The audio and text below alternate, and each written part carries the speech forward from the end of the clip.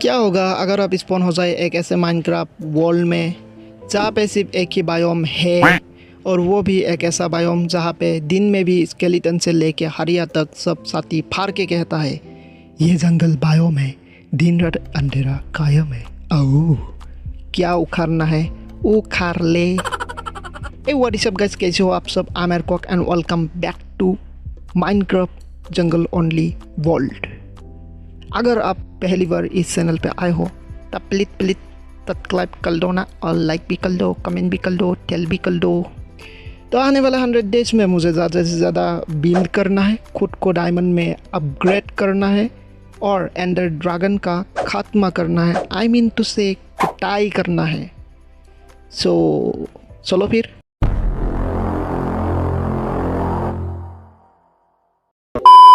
हमेशा की तरह आज भी मैंने अपने जर्नी का स्टार्टिंग एक पेड़ की कुटाई से करी और कुछ सड़े हुए वुडन टूल्स बनाई जिनको एक बार यूज़ करने के बाद कोई भी भाव नहीं देता।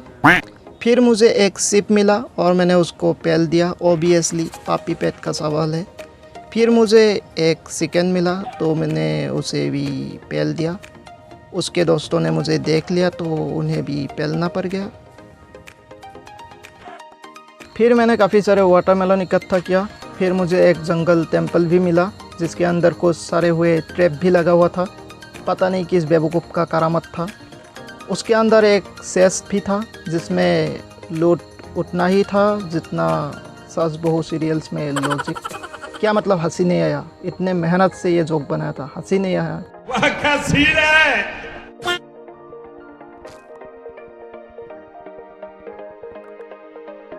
फिर टेंपल के स्टोन से अपने लिए कुछ स्टोन टूल बनाई और एक पोपट को पकड़ने गया तो एक्वामैन अपने ट्राइडेंट से मुझ पर निशानाबाजी का प्रैक्टिस करने के इरादे से खड़ा था तो मैं दुम दबा कर भागा। मेरे पास बेट नहीं था तो इसीलिए पूरा रात मैंने एक गुफा बनाकर उसमें माइनिंग करके बिता दिया। पर बड़े दुख से कहना पड़ेगा मुझे वहाँ पर कॉल के अलावा और कुछ भी नहीं मिला।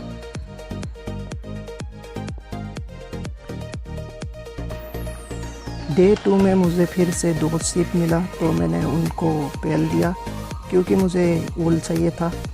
फिर मैंने बेड बना लिया और मैंने 2 पैरोट आई मीन टू से पॉपट को टेम किया। एक का नाम चंपा रख लिया, आप दूसरे का नाम आप लोग ही सजेस्ट करो।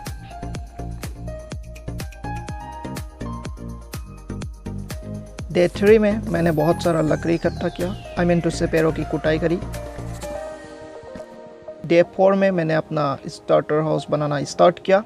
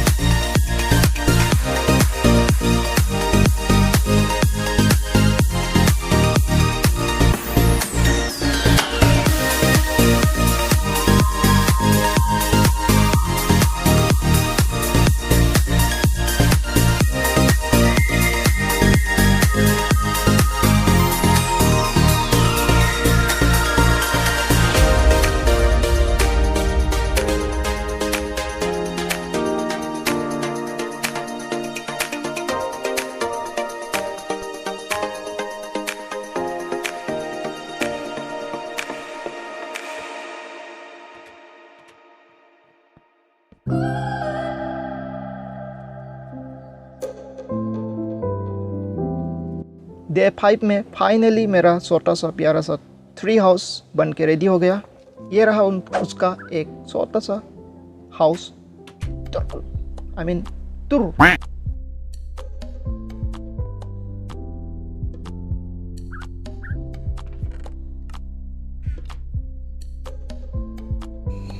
मेरे पास डायमंड तो दूर की बात, अभी तक आयरन भी नहीं था, इसीलिए डे 6 से मैंने अपना माइन बनाना स्टार्ट किया।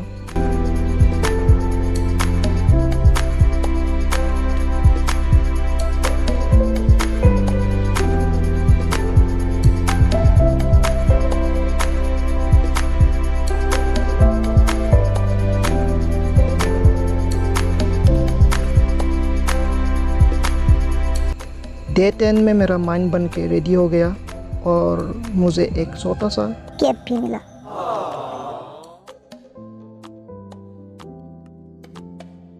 डे 11 में मैंने अपना फुल आयरन आर्मर बनाया। डे 12 से मैंने अपना बीट फार्म बनाना स्टार्ट किया, बिकॉज आई एम इंसान एंड आई नीड खाना तो जिंदा रहना। ओके, कोई लॉजिक नहीं था इस बात का।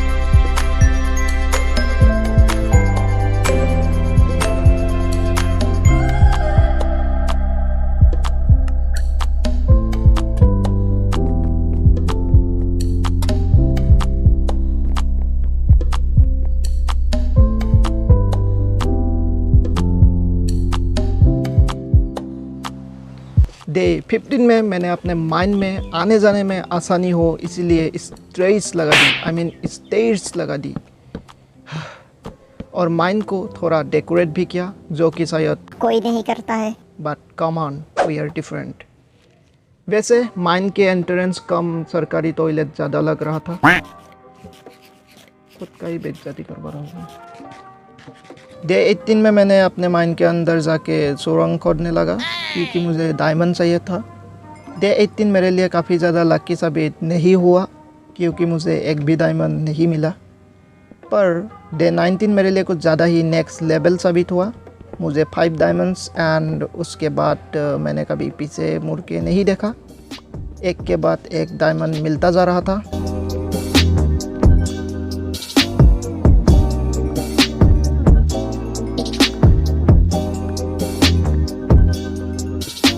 एंड डायमंड भी लाइक मैं कोई आयरन का टुकड़ा हूँ जो हर कोई माइन करता जा रहा है, एंड आई एम भी लाइक भाई साहब कुछ ज़्यादा नहीं हो गया। वाह, क्या स्टोरी बना दिया। फाइनली मैंने एक स्वॉर्ड बोले तो तलवार और खुद को डायमंड में अपग्रेड कर लिया। मुझे टोटल 22 डायमंड्स मिला था। फिर मैंने एक छोटा सा बर्न हाउस बनाया।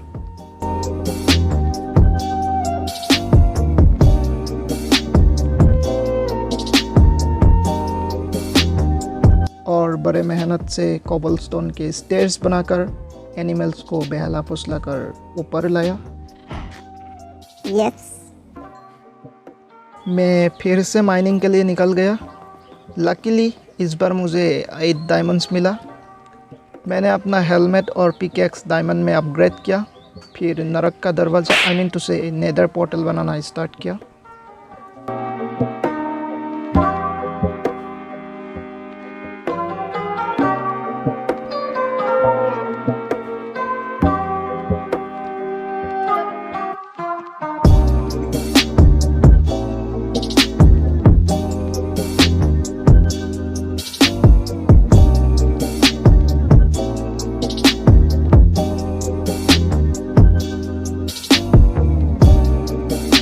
फिर मैं नेदर के लिए रवाना हो गया और मुझे सबसे घटिया स्पॉन मिला, हमेशा की तरह।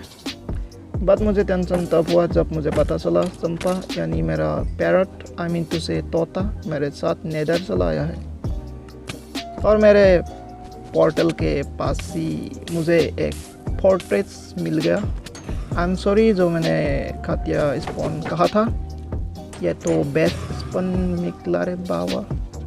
फिर मेरे और ब्लेजेस के बीच घमासान युद्ध हुआ जिसमें मैं जीत कर भी हार गया। मेरा तोता चंपा फोर्ट्रेस के युद्ध में शहीद हो गया।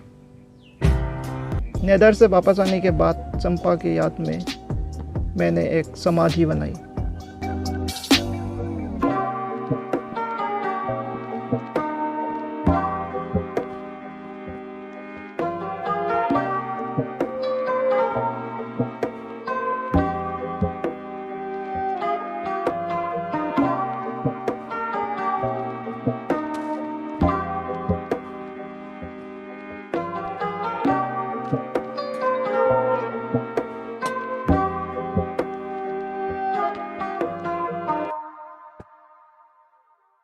रेस्ट इन पीस चंपा।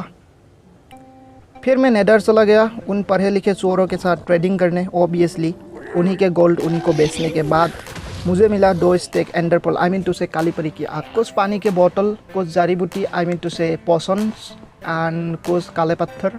फिर मैंने कुछ पोशन ऑफ स्ट्रेंथ बनाई और मेरे पास 2 डायमंड्स था ऑलरेडी, तो उससे मैंने एक एन्चेंटमेंट टेबल बनाई।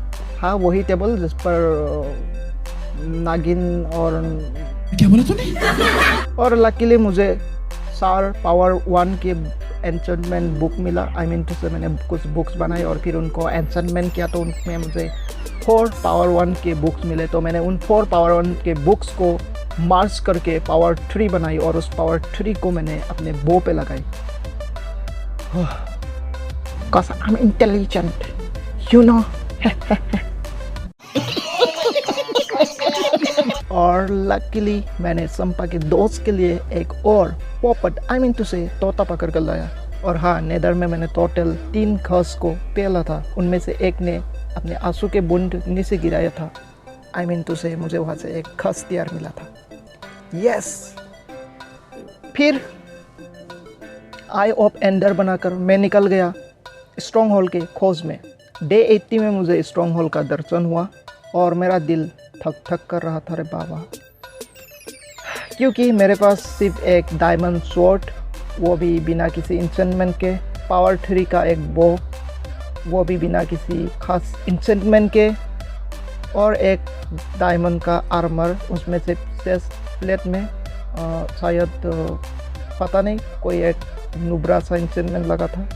मतलब मैं आज बिना इंचेंटमेंट के सिर्फ और सिर्फ, ठीक है, सिर्फ और सिर्फ पोशन ऑफ स्ट्रेंथ के मदद से, वो भी 3 ही है सिर्फ, उसके मदद से एंडर ड्रैगन को हराऊंगा।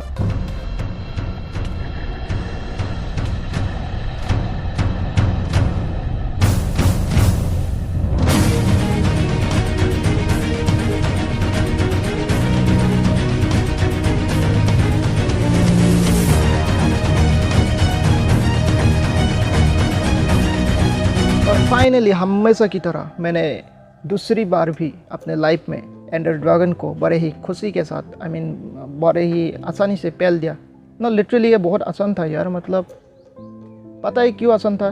क्योंकि मैं पॉकेट एडिशन में खेलता हूँ और पॉकेट एडिशन में एंडर ड्रैगन को मारना आसान है कंपेयर टू वेडर। यस, पॉकेट एडिशन में वेडर को मारना बहुत ज़्यादा मुश्किल होता है, क्योंकि वेडर का हेल्थ जावा एडिशन के मुकाबले पॉकेट एडिशन में ज़्यादा होता है। और दूसरी प्रॉब्लम ये है कि वेदर जो है बहुत ज़्यादा डिस्ट्रक्शन करता है, जिससे कि बहुत ज़्यादा गेम लैग होने लगता है। सो या, तो फाइनली इसी के साथ मेरा डे 85 कंप्लीट हुआ और मैं वापस अपने बेस में आ गया। और अपने बेस में आने के बाद डे 85 से डे 100 तक मैंने अपने बेस के डेकोरेशन में काम किया।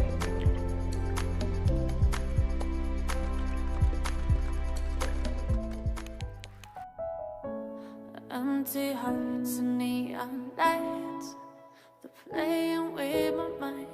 I gotta get out of here tonight.